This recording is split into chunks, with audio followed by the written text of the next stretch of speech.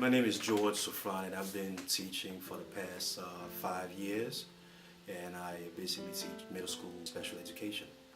Young males of colors are more apt to remember a song that they've learned, that they've heard in the day before, than a lesson that they've learned 3 weeks before. You understand? So I think the arts, it's somewhat innate. You understand? It's like they're born with it. And you can see it. I mean, give any kids the opportunity to rap and they'll do something. You know, I mean, it's raw, but they will do something. My name is Josiah Marquez Cox. I am 14 years old and I am in the 9th grade. Music plays a very strong role in my life. Without it, I really wouldn't be the person that I am. It wouldn't calm me down in some situations or make me happy when I'm sad. Music is like a mother in a way. School was kind of difficult because I was kind of, my behavior was really bad and I really didn't like to listen. I was a stubborn kid. But what made me get better was because of the teachers. They showed that they were gonna be by our side. Even if we were to like fail or something, they would be right there to help us up. And that kind of gave me a hope.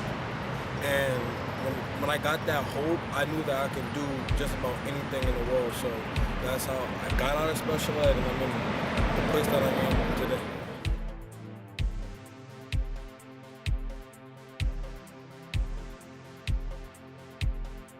My name is Micah Gibbons and I teach speaking and listening. When you tell people you teach middle school, you say junior high, everyone says, oh no, oh you poor soul. And then you say you teach special ed, and they say, oh no, you poor soul. And then you say you teach in East New York, and they say, wow, triple threat. You know, if you look at the statistics, there's students that are the most likely to drop out, the least likely to find employment following school, higher rates of incarceration. You know, it's a tragedy. You know, it seems like any way you turn, you see something that's, the outcome is not positive. So I think that's what makes them an at-risk group.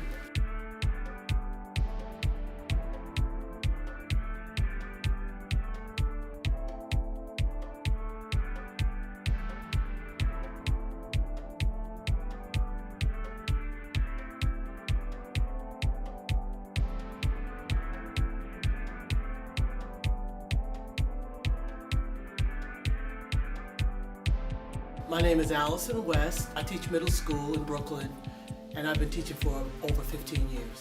When I was going to school, there was art, there was music, there was gym, there was all these different, I don't even call them extracurricular, it was just part of the whole school day. And here you have these children frustrated with passing standardized tests, and they don't see the reason why. When they have so many problems at home and then they have to come here and be frustrated with standardized tests. Students constantly come in here talking about making beats and making music and going to studios and recording, and some of them even come in and say, Miss West, you want to hear my song? And they'll put it on the computer and you hear the beats that they're making, and they're constantly talking about music.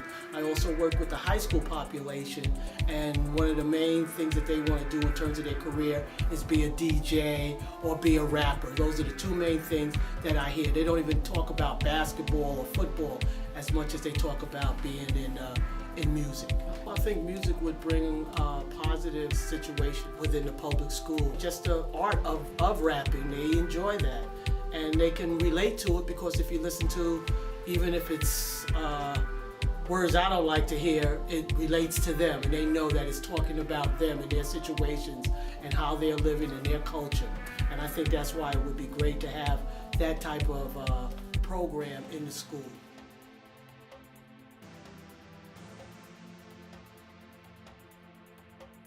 My name is Anthony Jerome Cox. I'm sitting here with my son Josiah. Well, in the perfect world, if we can have all the Jay-Z's in the world come out here and teach them, the kids would listen. But since we can't do that, if we would have more mentors like yourself that comes out here and give back to the urban high schools, then the kids that's going to them would understand that this is not a doomed world.